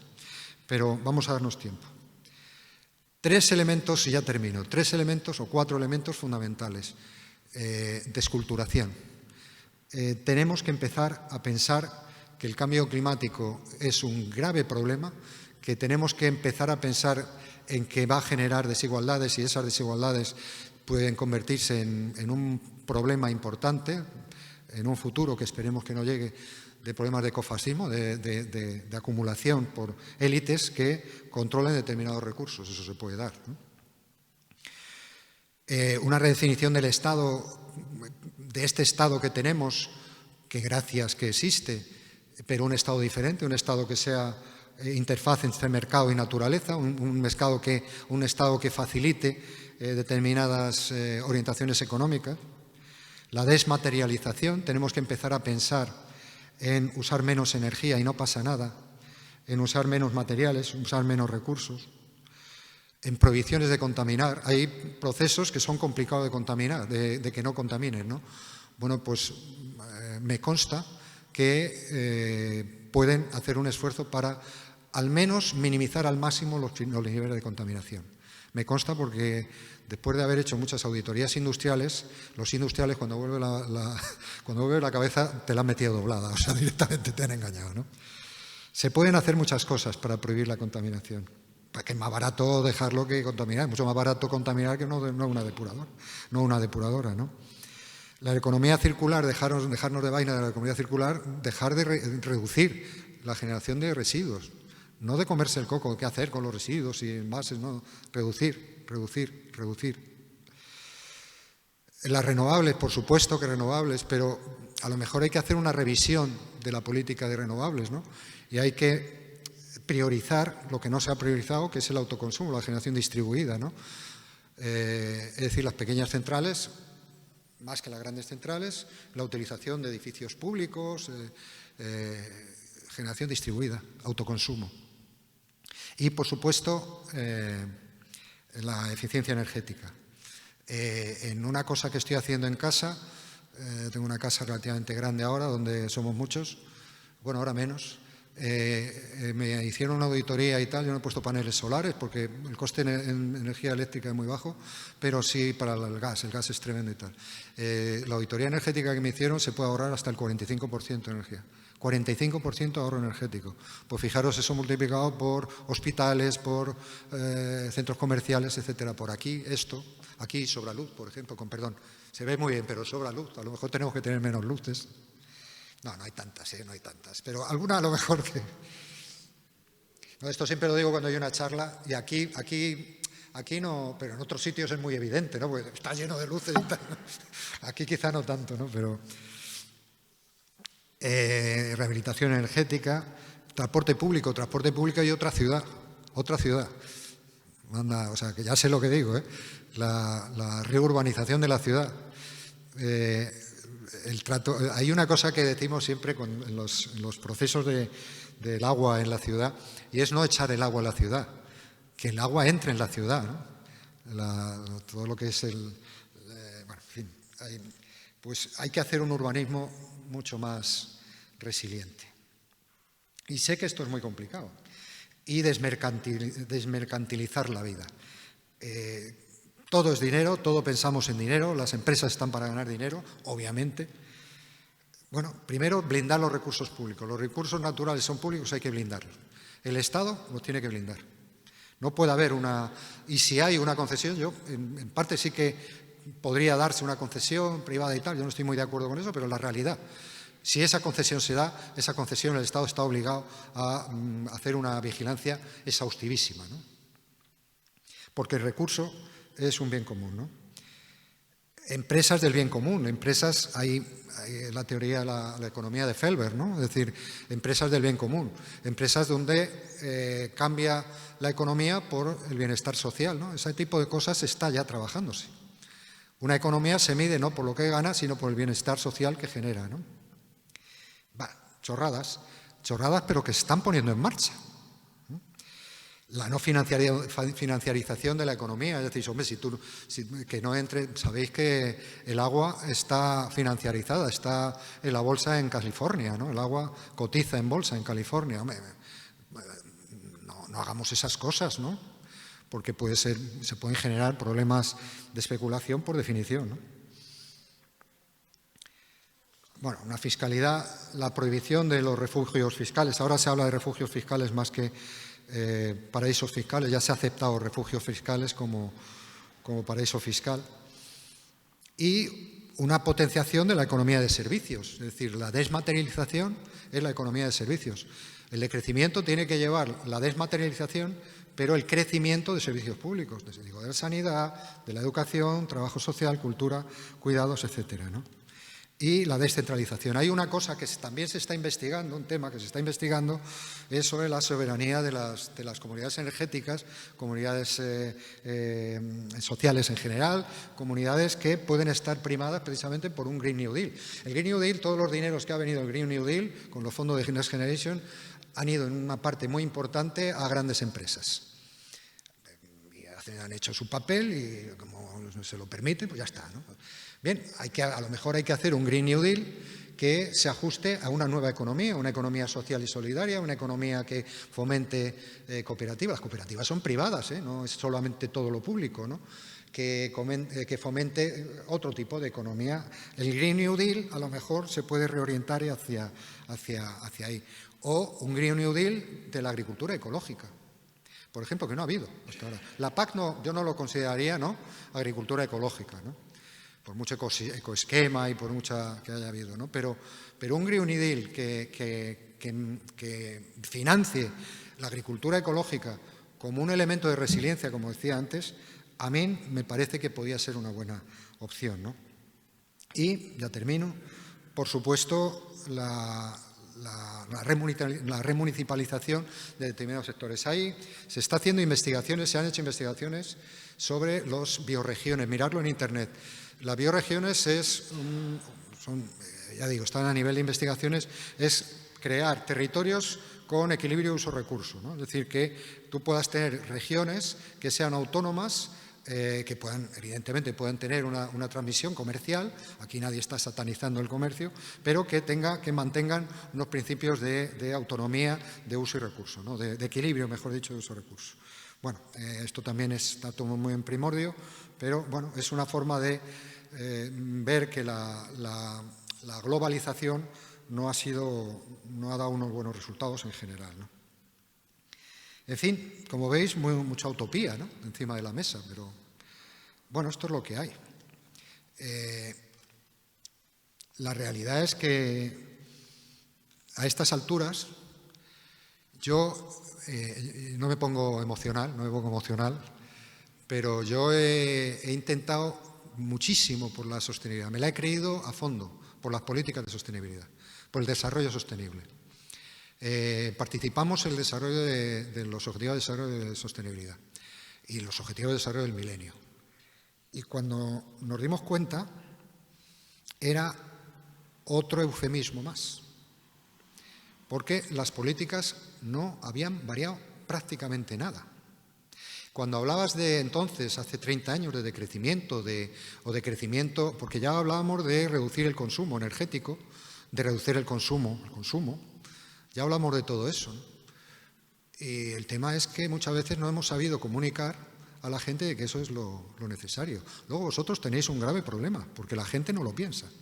Porque la gente muchas veces no, me refiero a los concejales que están aquí, porque la gente no tiene información, os toca lidiar con o sea, yo de verdad que lo digo que es complicado, ¿no?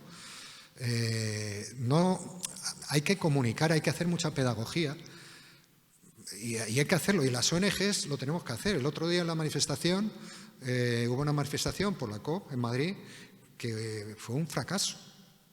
Y eso es preocupante porque no sale gente joven ni gente mayor a la calle. En Berlín seguramente hubiera sido más mayoritaria, ¿no? A mí eso me preocupa, ¿no? Quizá no sabemos comunicar, pero la realidad es muy, muy, muy jodida. Y hemos intentado que no fuera tan complicada, hemos intentado verificar. Ha habido cuestiones que se han ido matizando, pero el número de productos, por ejemplo, el número de productos químicos que están en la calle con insuficiencia de información farmacológica y con eso me lo dice la gente del Instituto de Farmacología del Carlos III de Madrid, ¿no? Pues sigue habiendo muchos productos químicos que no sabemos qué problemas puede generarse, ¿no? No quiero asustar, de verdad, porque no pasa nada, pero que estamos en una situación que tendríamos que tomárnoslo más en serio. Y francamente, después de 40 y tantos años, la sensación es que algo hemos hecho mal. Porque los indicadores, insisto, son los peores que hemos tenido nunca. Así que a la gente joven que hay por aquí, os toca,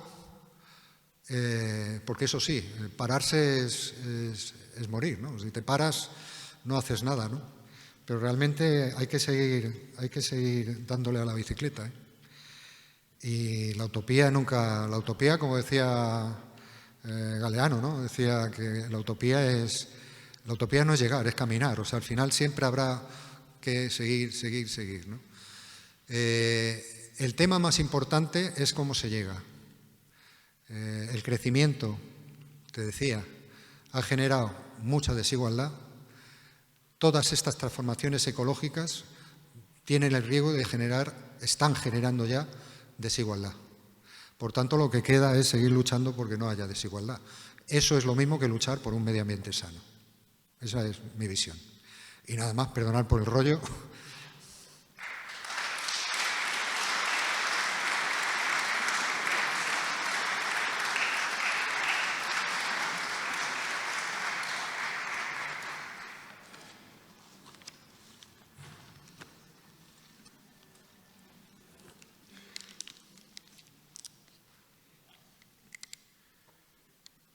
Bé, com havíem dit, ara s'obre l'hora de preguntes. Hi ha algú que vulgui fer una pregunta?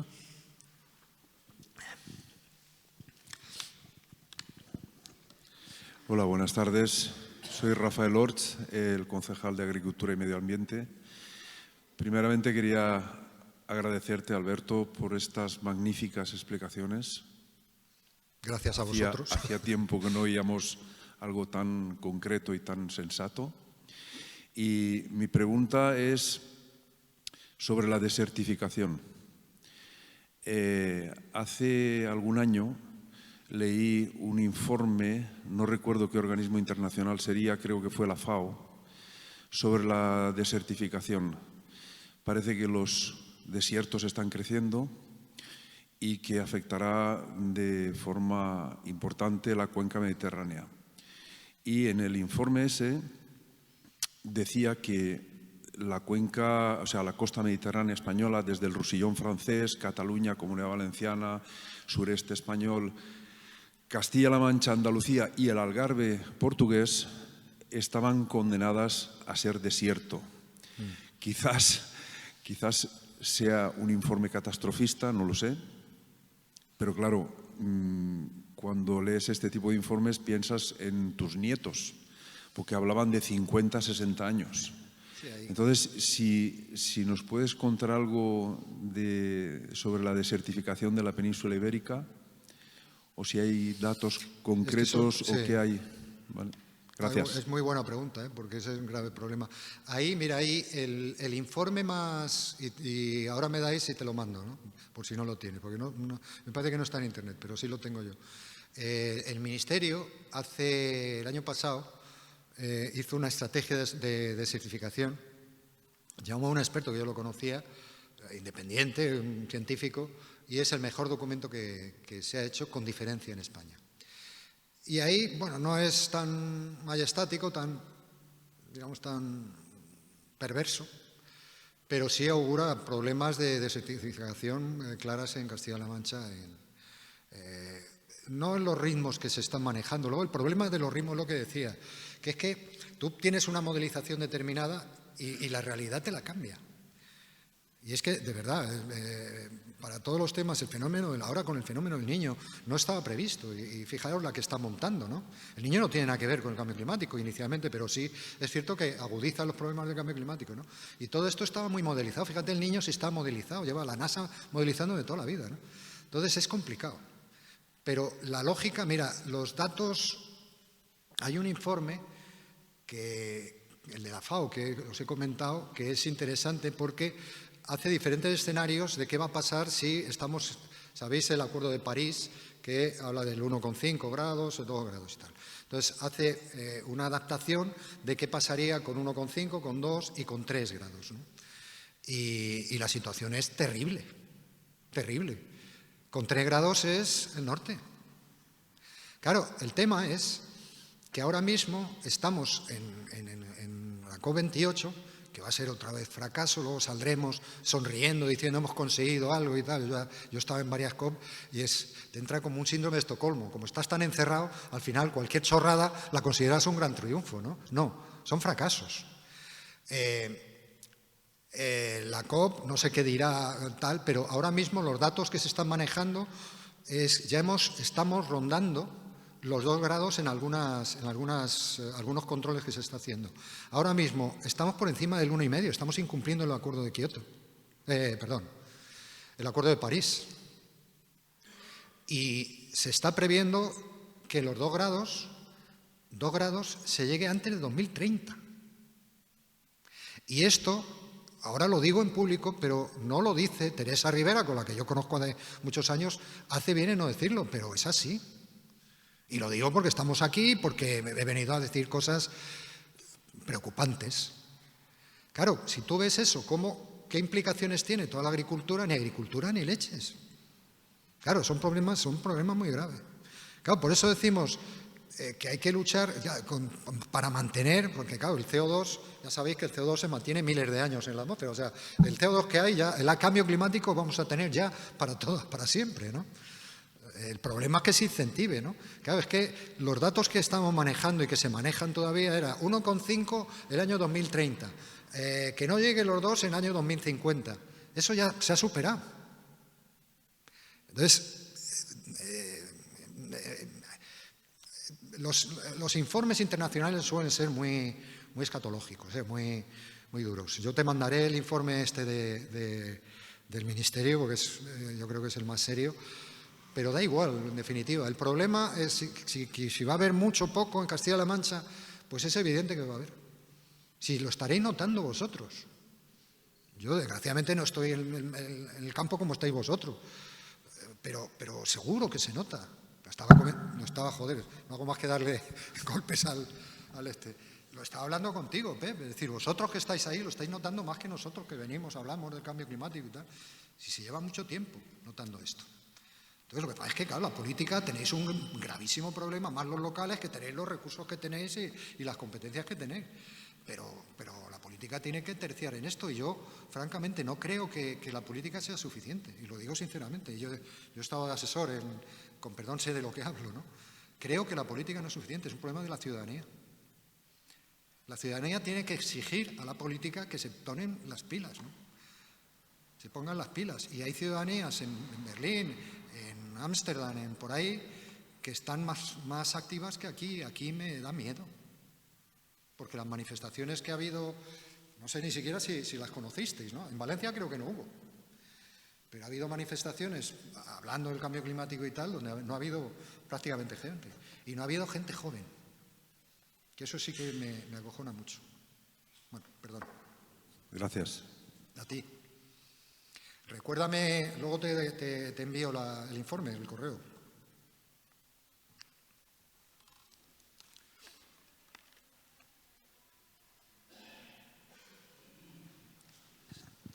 Muchas gracias, Alberto, por decir palabras y verdades incómodas como puños, que no me esperaba esta charla, así que se te agradece muchísimo que no solo hayas hablado de agricultura, sino cómo has ido relacionando todos los temas de este sistema.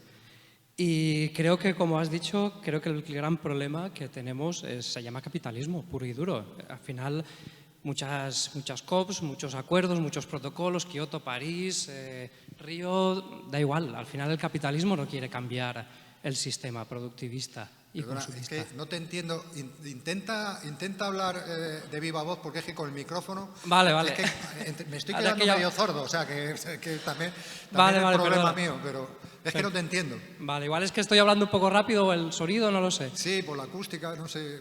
No, más que la acústica es mi oído, déjate. Nada, que decía, bueno, aparte de los agradecimientos por decir verdades como puños en esta charla y verdades incómodas, creo que el gran problema que tenemos todos se llama capitalismo, y es que el capitalismo no quiere cambiar el sistema.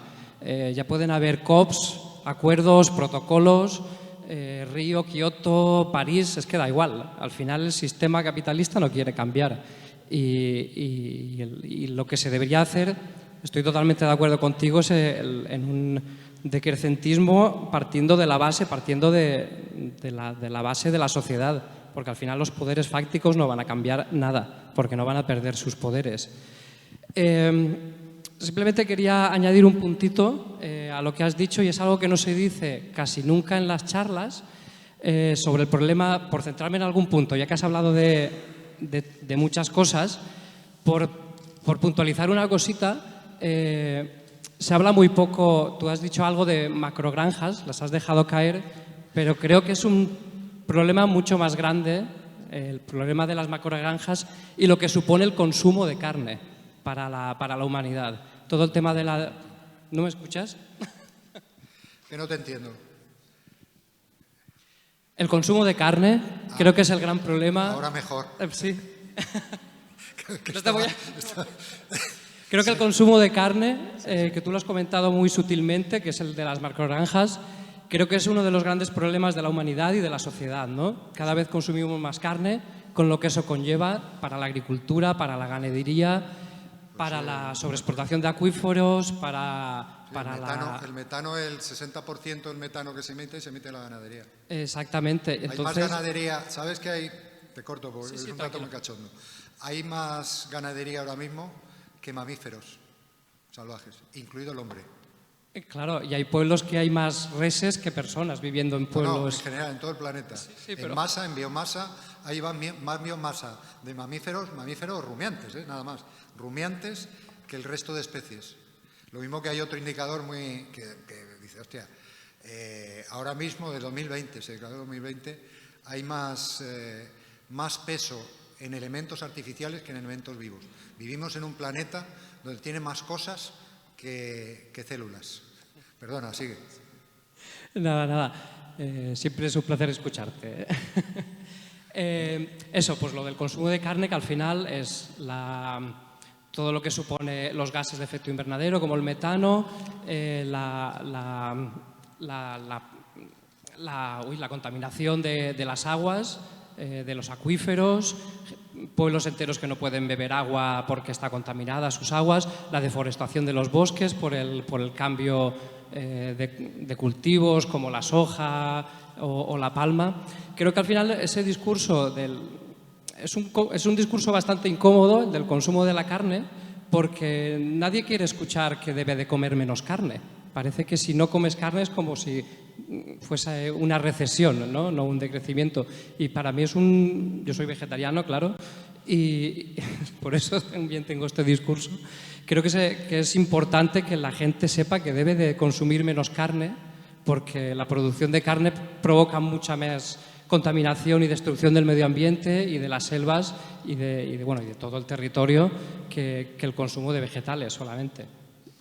Sí, no, yo estoy de acuerdo. No, yo no soy vegetariano, pero da igual.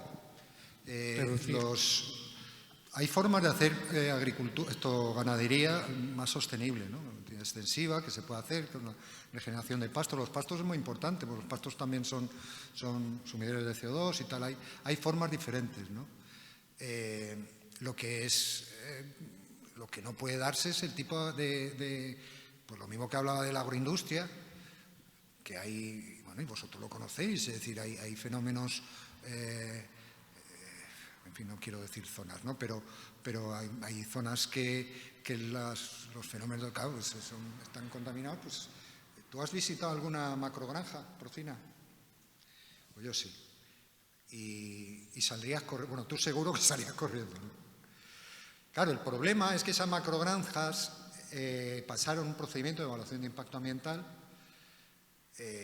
sospechoso.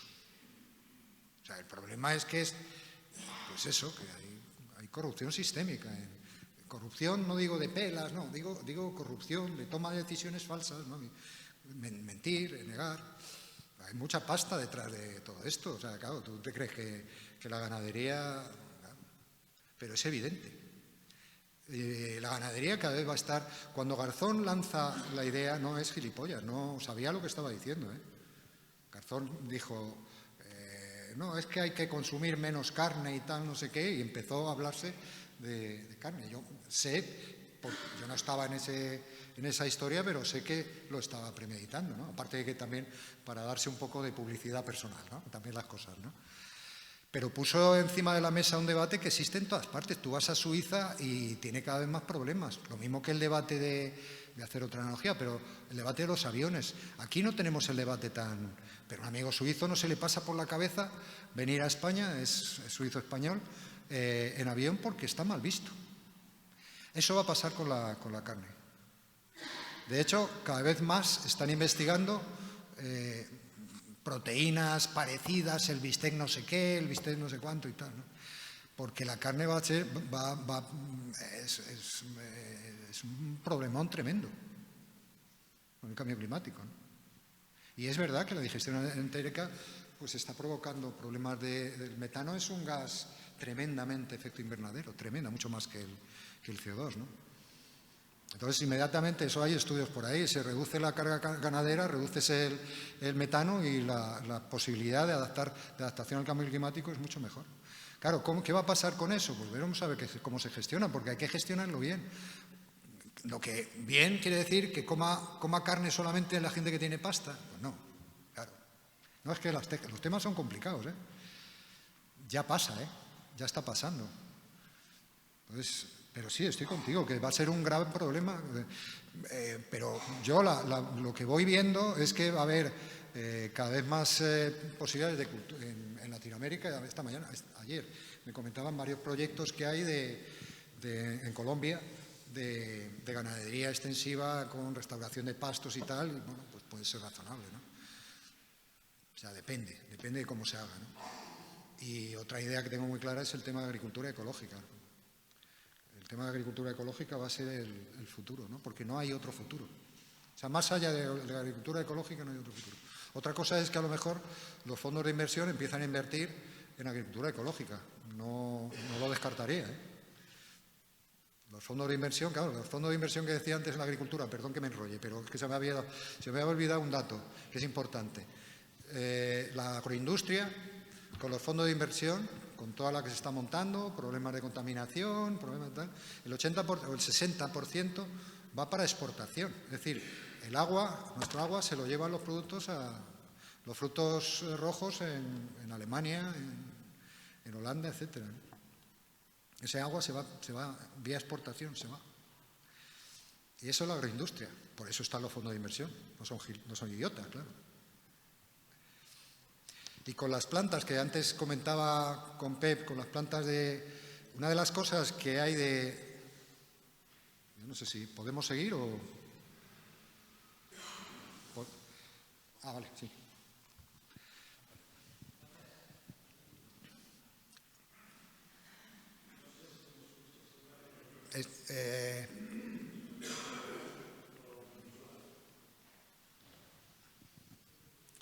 Gracias por sus palabras. Lamento no haber podido escuchar toda su conferencia. He tenido que salir por problemas personales. Pero bueno, agradecimiento en primer lugar. Y en segundo lugar, cada frase suya que he escuchado merecería otra conferencia. Cada frase suya. Pero yo, más que a usted, le preguntaría al público, a mis paisanos, qué imagen, qué sensación se llevan. Porque lo último que he escuchado era preocupante, que nos preocupa el futuro. Y yo, antes que esperar su contestación, le diría que es consecuencia de esa Agenda 2030, que ya se considera un fracaso y están pensando en la Agenda 2050, y que está siendo la ruina de nuestra agricultura. ¿Está siendo la? Ruina de nuestra agricultura. Esa visión que proclama ese nuevo orden mundial que se llama Agenda 2030 y que la mayoría defienden. La mayoría de estados lo firmaron sin conocerlo, sin entrar en detalles. En resumidas cuentas, es preocupante la agricultura y consecuencia de esa Agenda 2030 es que España quiere que la ley de recuperación de la naturaleza, más de la mitad de nuestro terreno, de nuestro territorio, se recupere, deje de ser cultivable. Es una auténtica barbaridad. Y eso es lo que habría que decir. Señores, olvídense, ustedes no van a ser ni jardineros de su propio territorio, porque preferimos que lo hagan los africanos.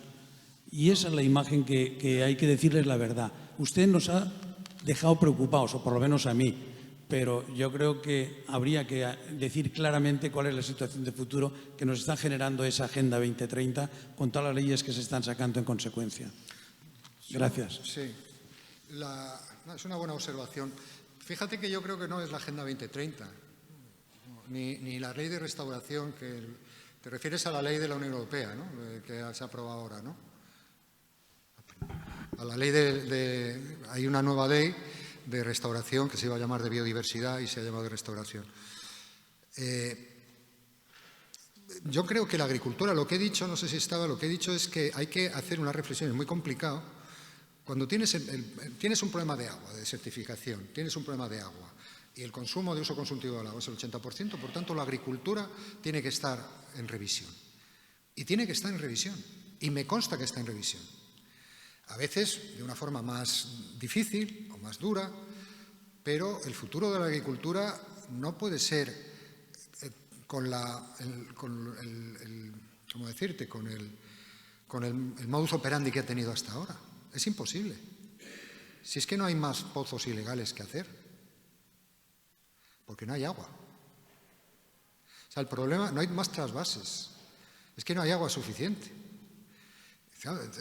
Vamos a ver, tendremos que cambiar la agricultura. La ley de restauración, así como las plantas de renovables, sí que ha habido unas afecciones en zonas de cultivo, que bueno,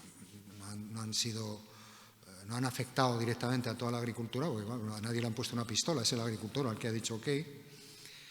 La ley de restauración y las políticas de restauración no está para restaurar espacios agrícolas, está para recuperar espacios. Hace unos años, tú te acordarás a lo mejor, por la edad, porque ya somos maduros, que hubo un plan de reforestación de tierras agrarias, ¿te acuerdas? Hace unos años, de Lírida. Daban bastante dinero.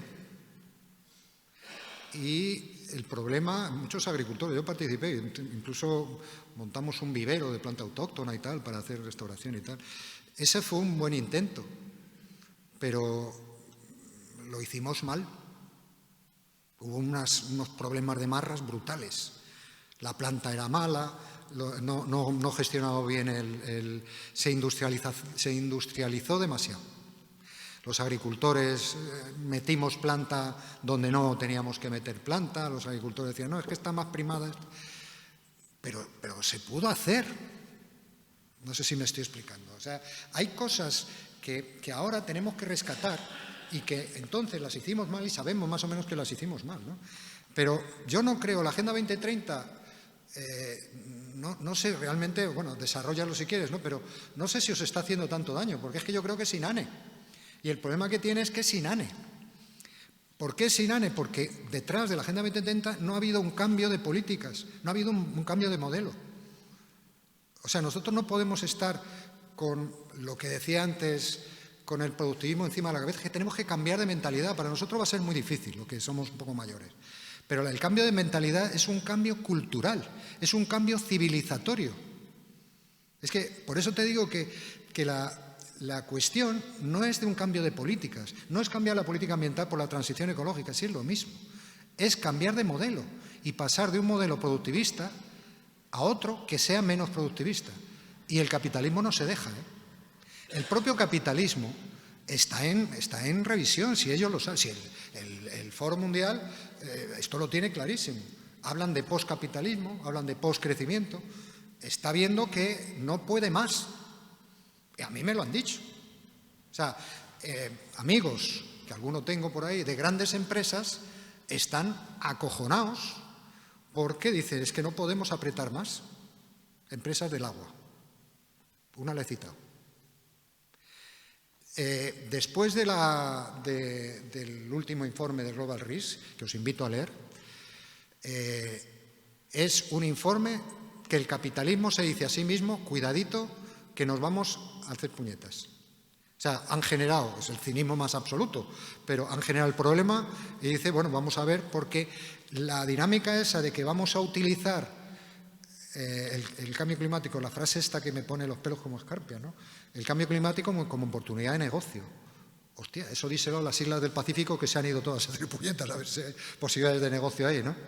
Bueno, pues todo el proceso de financiarización que se pone en marcha con el Kioto, con el mercado de carbono y toda esa historia, que está muy bien diseñada, muy tal, ha fracasado.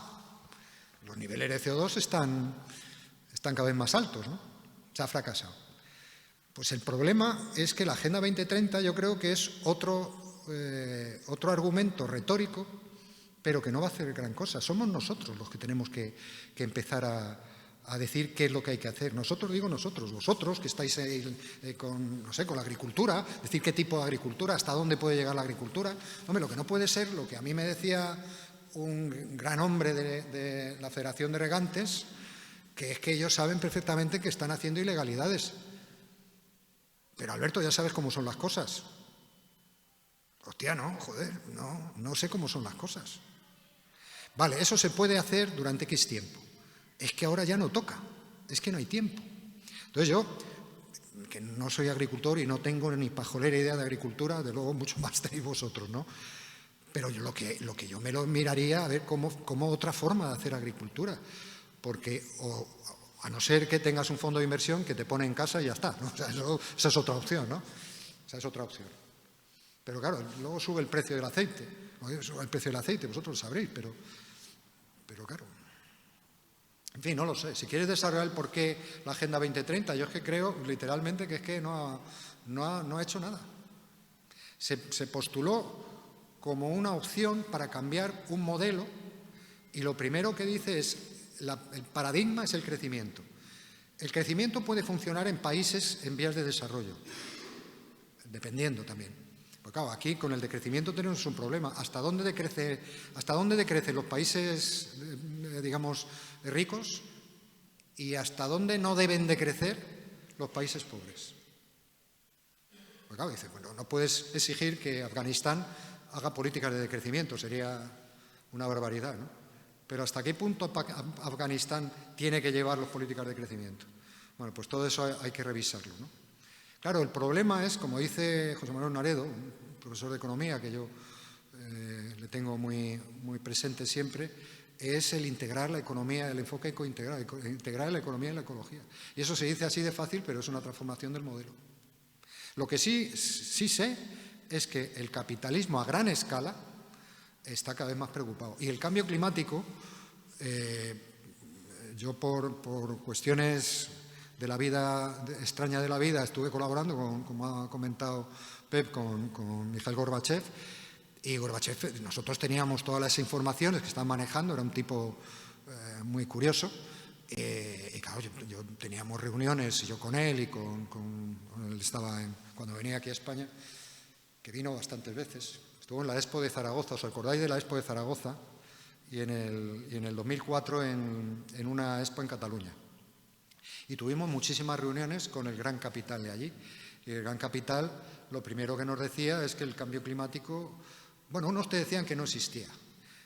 Y otros, al mismo tiempo que te decían que no existía, esto es rigurosamente cierto, compañero, entonces te lo digo inmediatamente te venían y te decían que si querían, que ellos financiaban Green Cross España sin problema ninguno, de lo que quisiéramos y tal. Eso me ha pasado a mí. Los lobbies funcionan. Se lo dije a Gorbachev y me dijo, ¿quién es? Warren Buffett, que no es precisamente un revolucionario, es uno de los más inversores, de los inversores más influyentes y más importantes que existe, que dice que la guerra de clases, claro que existe la guerra de clases y la estamos ganando nosotros, ¿no? Un rico inteligente, en entrevistas que le han hecho y tal, dice, el gran problema que tenemos es el cambio climático, que lo sabíamos y nos hemos confiado. Eso decía Warren Buffett. Él sigue siendo uno de los mayores inversores en energías fósiles. Os voy a dar unos datos de energía fósil, ya puestos, en confianza.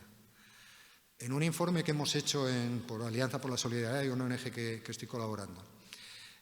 A nivel español, más o menos, los tengo por aquí, pero vamos, más o menos, para que quedéis con la cifra. En España, la banca, entre el año 16 y el 22, financió 50.000 millones de euros de energía fósil. 50.000 millones. A nivel internacional estaban hablando de 300 billones de euros de energía fósil. Y más cachondo. El Estado español, en el año 2022, financió con 23.000 millones en subvenciones a las energías fósiles. Era un año especial, Ucrania, etcétera, 23.000 millones. Claro, o cambiamos eso o no, ni cambio climático ni leches, es que esto va lanzadísimo. Perdonad que haga digresiones, ¿no? Otro tema que sí que quería comentar, que he estado comentando también contigo, el tema de las renovables, ¿no? Que, claro, fijaros el problema que hay, fíjate que hemos luchado todos mucho por las renovables, pero claro, ya sabéis esto de renovables sí, pero no así, pues claro, porque no puede ser que, primero, hay un cambio de tecnologías, es decir, no puede ser, el 80% de la energía sigue siendo energía fósil ahora mismo. O sea, la energía que utilizamos es energía fósil, no es eléctrica.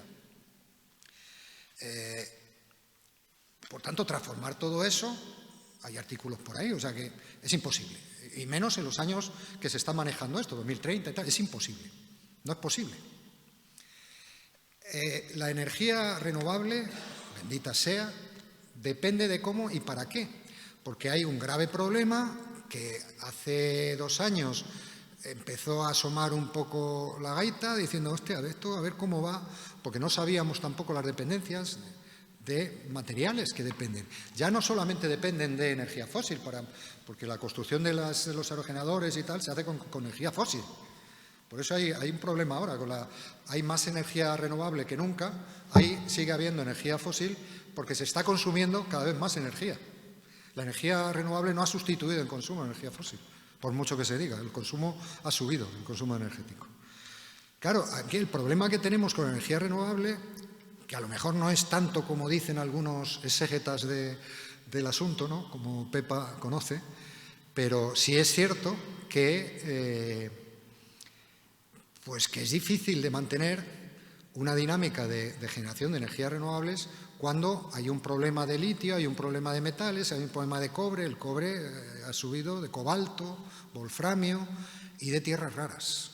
Tierras raras que son raras porque son escasísimas y que no sabíamos, son todas las que salen en los diccionarios, pues esas, el disprosio, el neodimio, el tántalo, todo ese tipo de materiales, el 80% están en China, por cierto. Entonces, claro, hay una dependencia de las renovables y de los aparatos que nos hacen libres, los teléfonos móviles, tremendas. Entonces, claro, las renovables tienen un grave problema con eso, con la sustitución. Y luego el dónde se ponen, que efectivamente, no sé si aquí habéis tenido problemas porque se ha planificado mal, yo creo que se ha planificado mal la ubicación de renovables, ¿no? Se ha dependido demasiado de las empresas, dónde ubicar las empresas, con concierto con agricultores, casi siempre agricultores, no se han sondeado otras posibilidades, terrenos degradados, etcétera, que podía haberse utilizado. Y, bueno, pues está siendo un problema, ¿no? Pero el enfoque es que sencillamente hemos cambiado. Dice, bueno, donde había energía fósil ponemos energías renovables. Y no, eso no es posible. No es posible. Lo que había que haber hecho es, vamos a ver cómo ahorramos energía, con esta energía a ver cómo podemos hacer generación distribuida, es decir, autoconsumo, cómo generar esto, cómo utilizar estas tecnologías, porque estamos hablando, insisto, en uno de los sectores que más empleo generarían, en un informe que nosotros participamos y que se murió, era un plan de rehabilitación energética, hecho con comisiones obreras. Generaba un montón de empleo y el ahorro era brutal, ¿no? El ahorro energético, ya digo, un 40%. Bueno, me estoy enrollando, pero en una historia que participé también, que estaba vinculado al deporte, el deporte como un elemento de sostenibilidad. Entonces hicimos unas auditorías en grandes, fue en Madrid, en grandes polideportivos. Y el ahorro en agua se podía ahorrar hasta el 60% de agua, que era enorme allí, claro. El 60% se podía ahorrar y en energía el 50%, hecho por una empresa que contratamos el proceso. O sea, el ahorro energético tiene unas posibilidades tremendas, tremendas. A lo mejor hay que vivir con menos luz o acomodarse de una forma, no con menos. A lo mejor no hay que acostumbrarse a tener, es que digo chorradas, pero es que es así, porque consume más la refrigeración que la calefacción. Eso ha pasado ya últimamente en los últimos años, ¿no? Pues a lo mejor hay que hay que refrescarse de otra forma y no con petróleo, ¿no? En fin, hay que cambiar de vida. Eso no necesariamente implica una pérdida de calidad de vida, pero tenemos que empezar a pensar en algo así, ¿eh? Me dicen cuando digo esto la leyenda del buen salvaje, no? Bueno, jo crec que estem molt a gust, però ja és prou tard. Jo no sé si donar una última pregunta molt curteta o tanquem ja. Pues tanquem ja. Os he matado ya, ¿eh? Gracias por todas las ideas. Nada, gracias y a vosotros. información.